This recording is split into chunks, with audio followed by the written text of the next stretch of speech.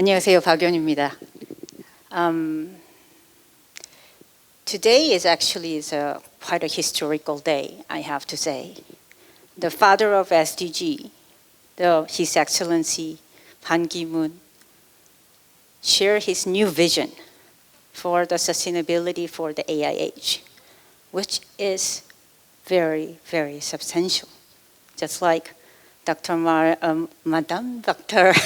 Irina Volkova just mentioned, he's the leader of the global engine of sustainability, and now he shared we need to think about what is new economic model, what is the framework for the ESG in this digital age.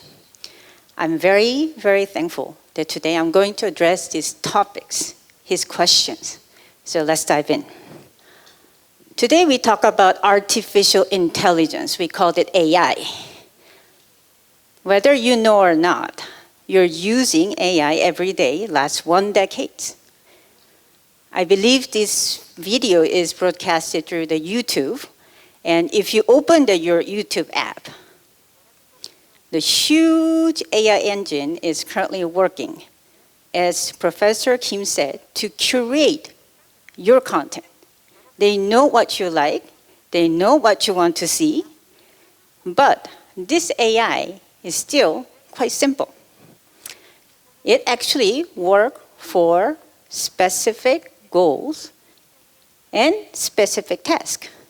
So goal is, as Professor Kim said, maximize your attention, maximize your engagement. With this simple task, actually, it already created a lot of problems.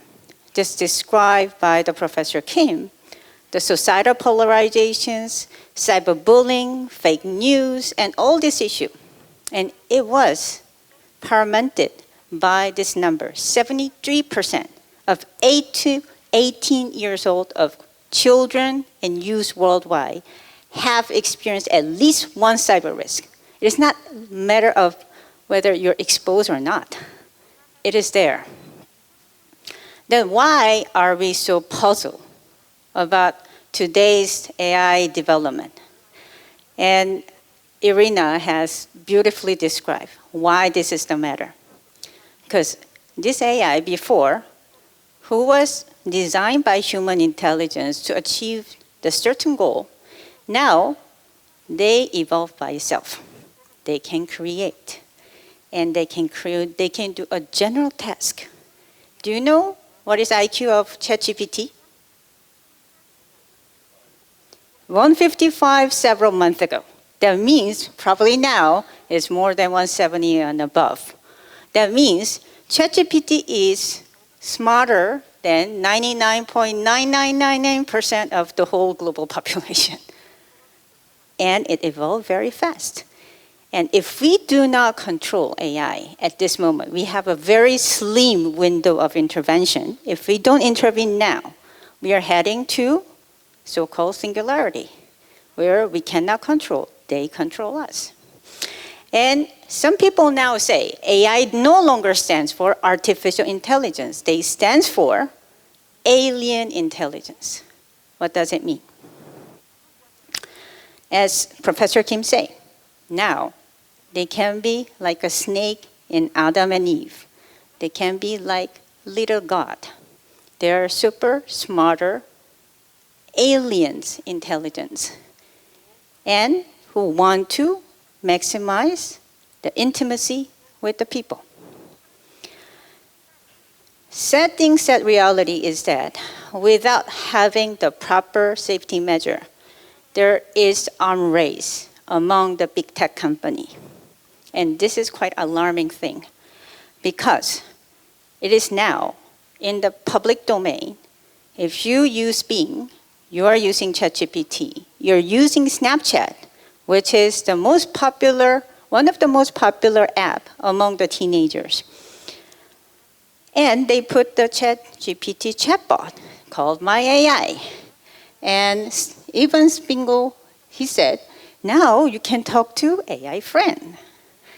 And AI friends don't sleep. Your friends may sleep, your parents may sleep, but they don't sleep.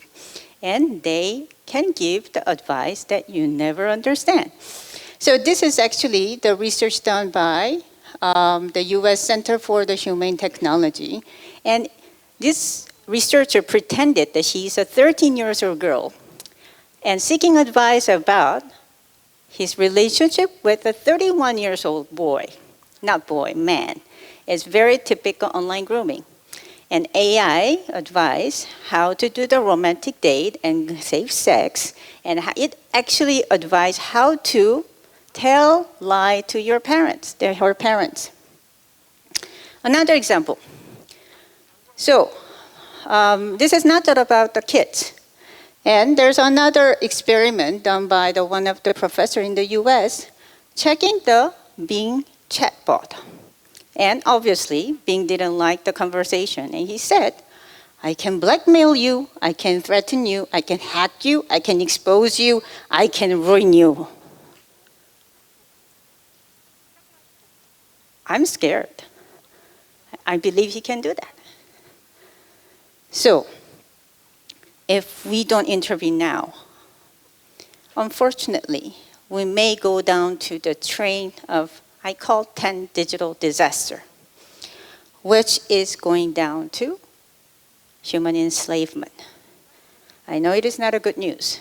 I believe in power of technology, but I wanted to share, if we don't act, there is a chance that we go down to that path. Number one, hypersexualization of children. You have seen it. If you turn the TikToks, you know, and you can see that how it can go worse and worse and worse with the AI.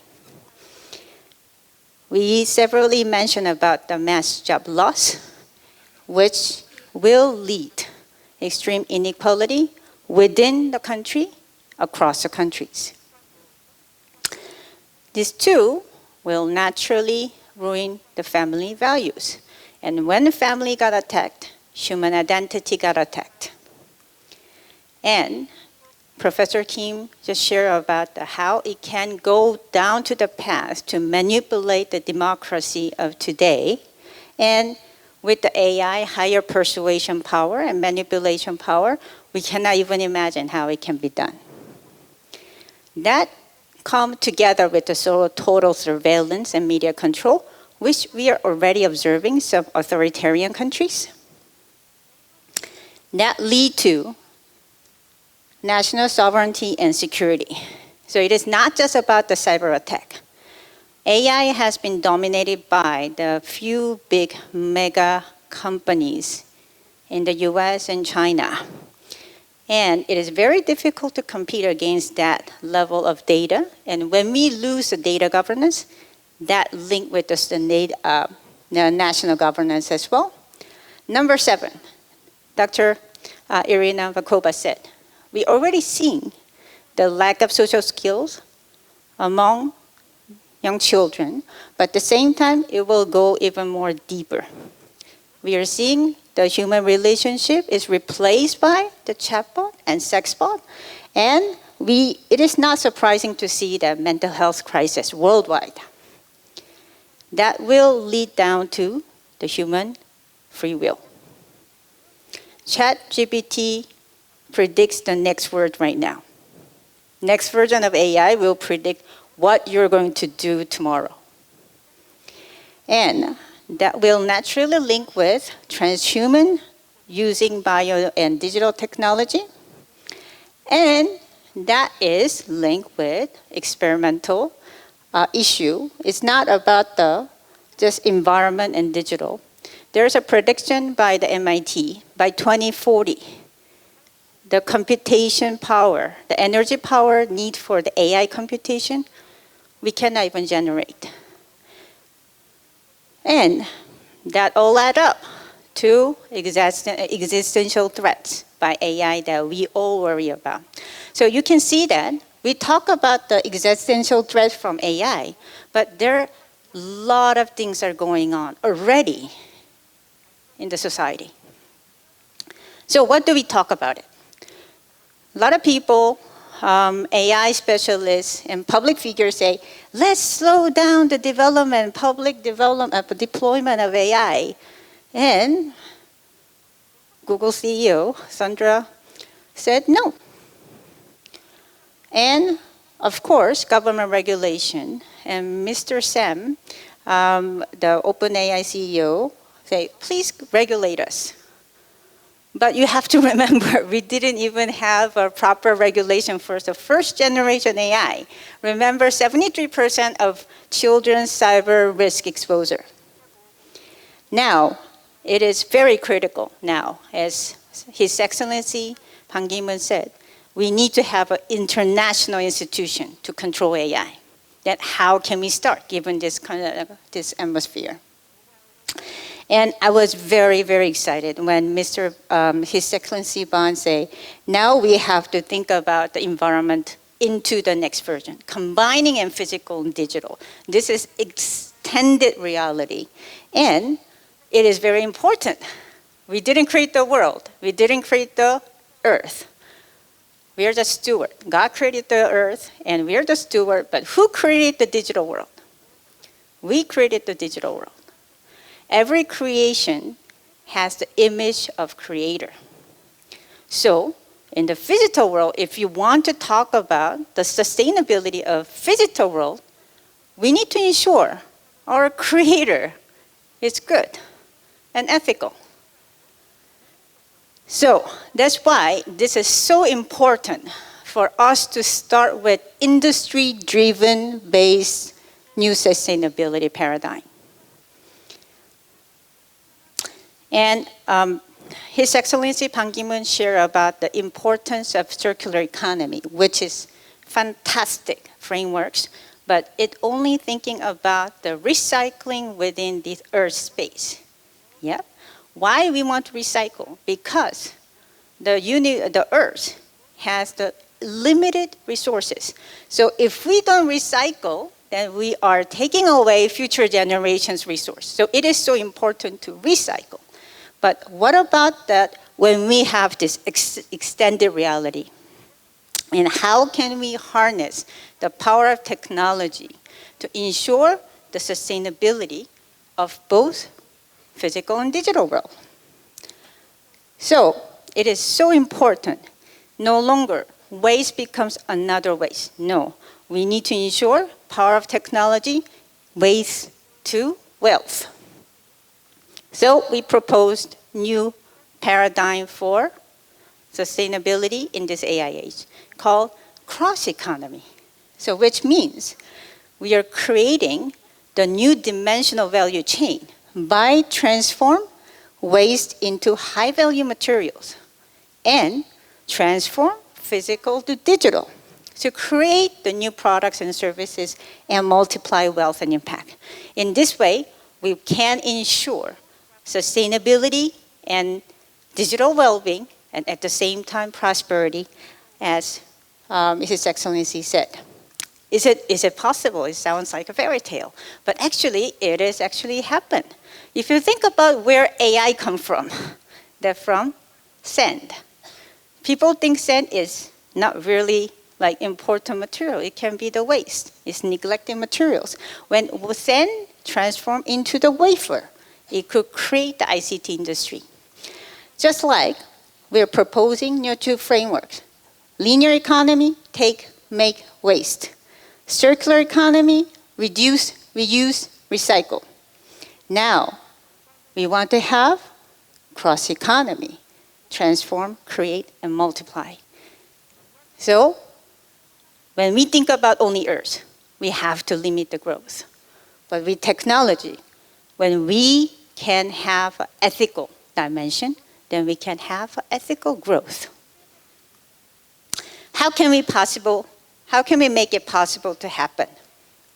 So, right now, we have ESG for enhancing the sustainability in the physical world. It's just like that. We need the digital ESG to ensure sustainability in the digital world. Altogether, we will going to have a better paradigm to ensure the sustainability in both digital and physical. So this is going down to the language for the industry.